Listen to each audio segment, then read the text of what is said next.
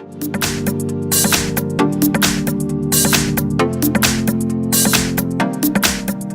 I've got General Mobile GM5+D, and let me show you how to add a lock screen on the following device.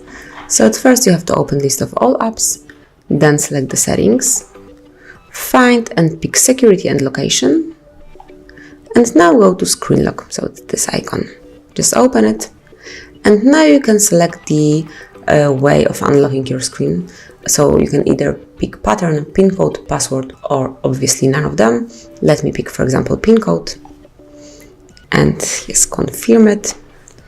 And it's time to enter the pin code that you would like to have. Just remember that your pin code must have at least 4 digits. So let me enter 6 digits long one. It will be 1, 2, 3, 7, 8, 9. Continue. Then enter it one more time. So it was 1, 2, 3, 7, 8, 9. OK. And decide if you would like to see all notification content once your device is locked, if you would like to hide sensitive ones, or don't show notifications at all.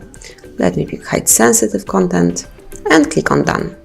So as you can see, from now on your device is protected with this pin code. So if you would like to unlock it, you will have to enter the pin code. Without it, you will be not able to have an access to your device. If you would like to go back to swiping, and if you would like to remove the screen lock, just open the apps one more time, go to the settings, pick security and location, go to screen lock, enter the pin code that you currently have, tap on next, and now pick swipe.